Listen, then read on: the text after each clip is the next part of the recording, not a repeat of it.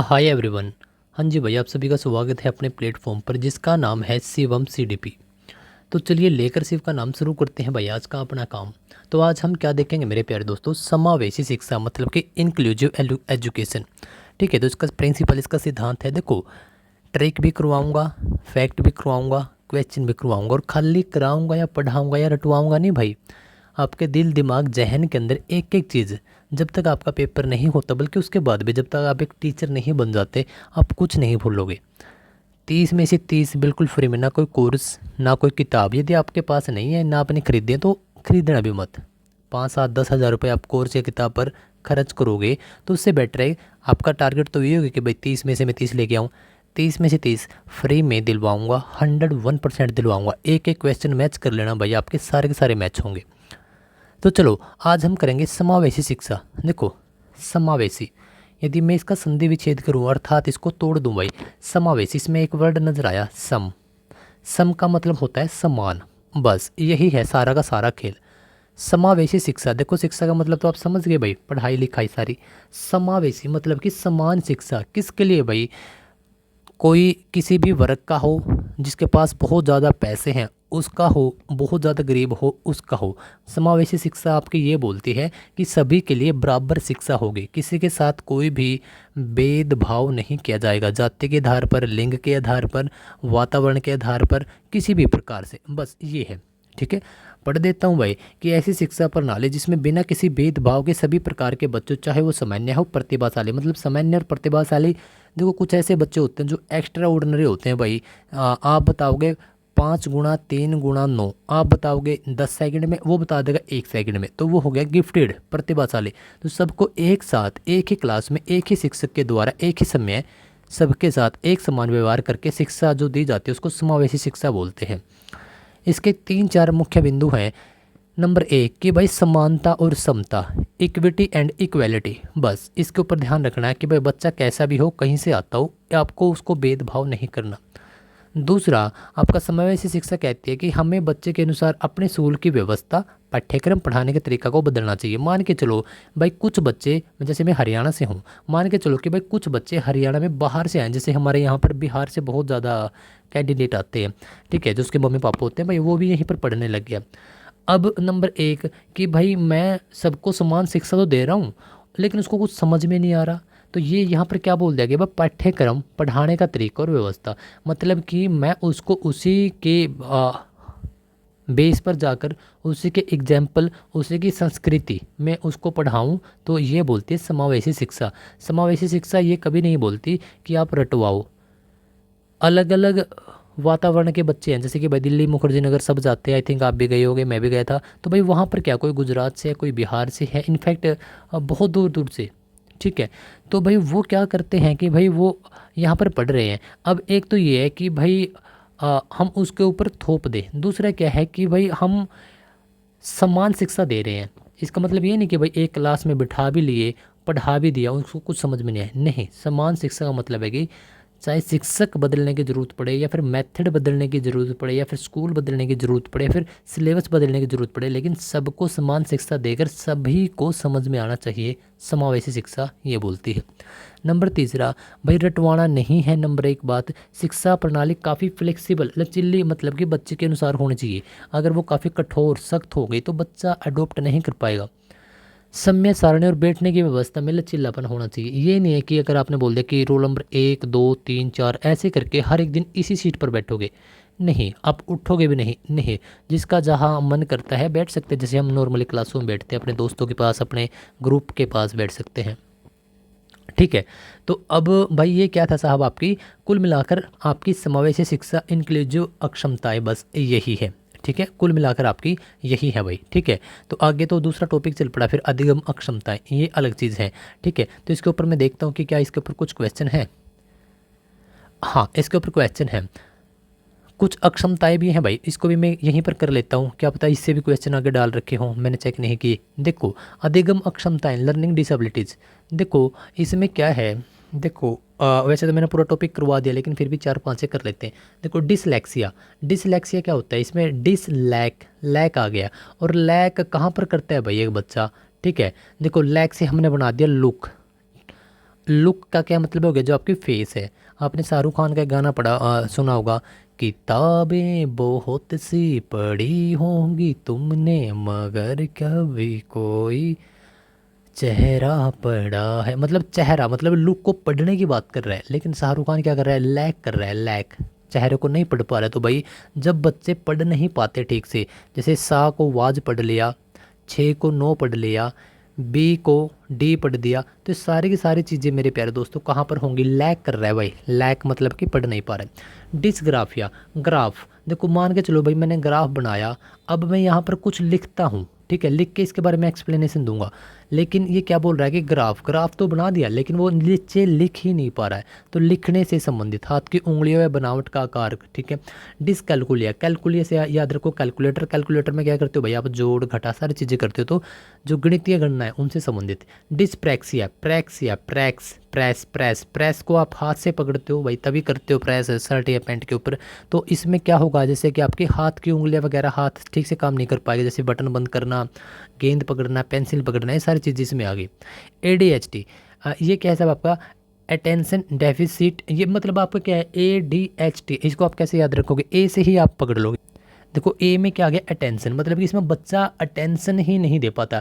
Attention deficit, deficit hyper activity disorder, ये आपका disorder है, अक्षमता है कि भाई लगातार 2 मिनट भी एक टॉपिक पर या एक विषय पर टिक नहीं पाएगा। हालांकि सिर्फ बच्चे में नहीं होती भाई, आज के टाइम पे आप खुद देख लो, आपने एक रील स्क्रॉल की, फिर उसके बाद अगली रील स्क्रॉल करी भाई, फिर आपने फ़ोन रख दिया, फिर आप कुछ और करने लग गए, आपके मन में कुछ और चल रहा है, आप 2 3 5 मिनट भी एक टॉपिक पर काम नहीं कर पा रहे हो। क्यों भाई, जैसे अब आप पढ़ने बैठे हो, क्या पता इस वीडियो को बहुत सारे कैंडिडेट ने पहले ही छोड़ दिया हो, देखा है ना हो, क्या पता आप यहाँ तक पहुँचो ना पहुँचो, क्या पता कुछ कैंडिडेट पहुँच भी गए हैं, वो जल्दी से करवा दो सर। तो जो जो जल्दी है, उतावलापन है, टेंशन की कमी करवाता है ये, तो ADHD। क्वेश्चन करते हैं भाई फटाफट से। देखो समावेशी शिक्षा के आपके 10 प्रश्न है कि भाई इसका मुख्य उद्देश्य क्या है। अभी बताया था कि सभी बच्चों को समान रूप से शिक्षा देना बिना किसी भेदभाव के, तो बिना किसी भेदभाव के सभी बच्चों को एक ही छत के नीचे सामान्य स्कूल में एक ही में, तो उनको शिक्षा देना ईजी था। आगे आ जाओ। समावेशी शिक्षा दर्शन के अनुसार निम्नलिखित में से किसे बदलने की आवश्यकता है और नहीं है, इस पर ध्यान दिया करो। यहाँ पर 5-6 नंबर आप कटवा बैठते हो, तो किसकी आवश्यकता है देखते हैं। बच्चे को व्यवस्था के अनुसार बदलना चाहिए। केवल देखो, केवल एक नेगेटिव वर्ड है, हटा दिया करो। केवल माता पिता की सोच को बदलना चाहिए। बच्चे के पूरे परिवार को, या व्यवस्था और परिवेश को बच्चे की आवश्यकता के अनुसार, ये बिल्कुल ठीक है भाई। पूरा व्यवस्था या परिवेश हो, बच्चे की आवश्यकता के हिसाब से हमें बदलने की ज़रूरत होती है, ठीक है। तो इसका ऑप्शन बी बिल्कुल ठीक है।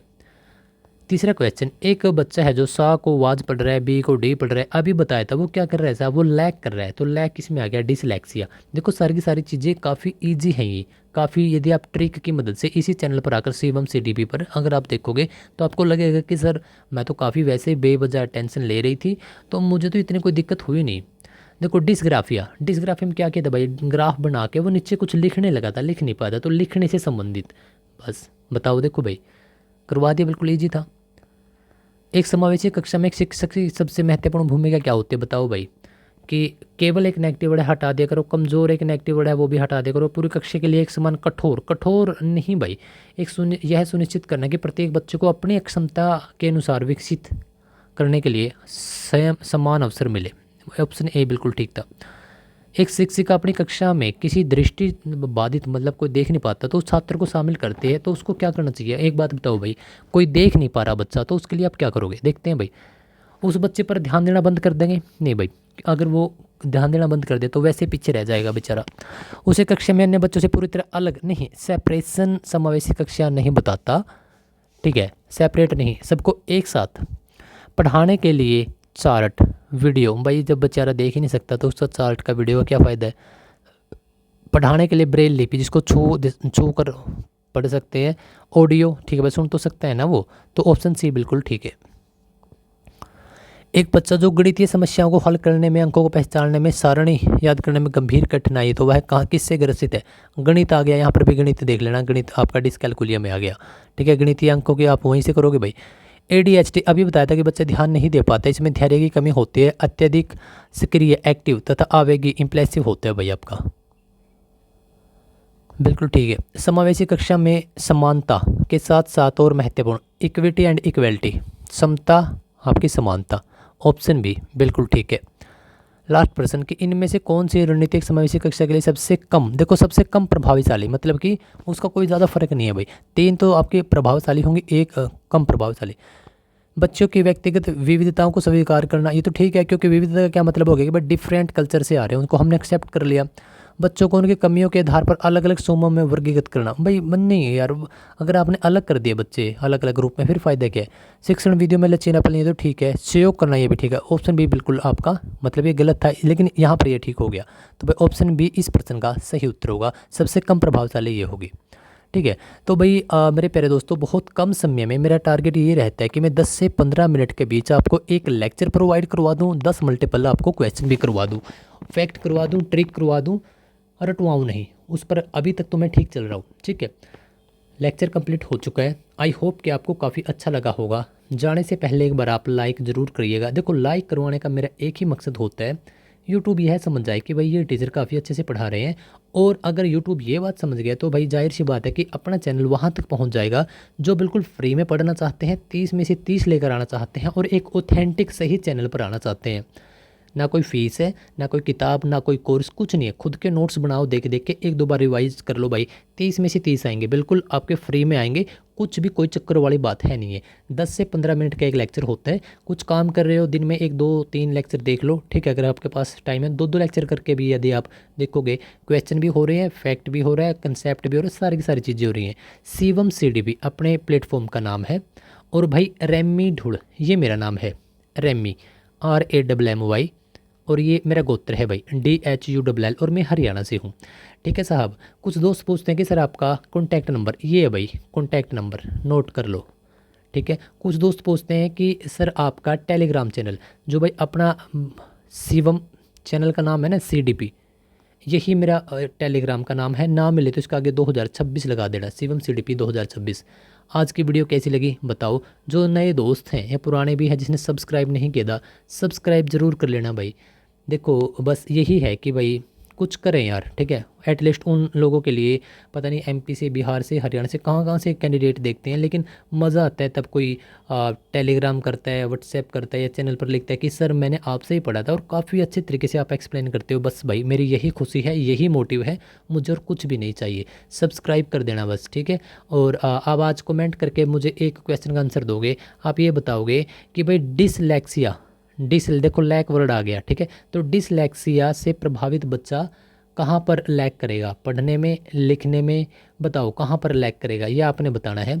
और बेस्ट ऑफ लक। आप जिस चीज़ के लिए, एग्ज़ाम के लिए, जिस भी आप रीट, हरियाणा टेट या फिर आप Bihar TET, MP TET, UP TET, Rajasthan REET बोल ही दिया, या फिर जिस भी एग्ज़ाम के लिए प्रिपरेशन कर रहे हो भाई, आपका बहुत बहुत या फिर आप मेन के लिए कर रहे हो, DSSB, KVS, NVS, तो आपको बहुत बहुत सारी शुभकामनाएं। और यकीन मानो कि थोड़ा थोड़ा करके पढ़ते रहो, काफ़ी अच्छी तरीके से सलीके से आप पास हो जाओगे, ठीक है। लाइक शेयर सब्सक्राइब, मिलते हैं अगली वीडियो में।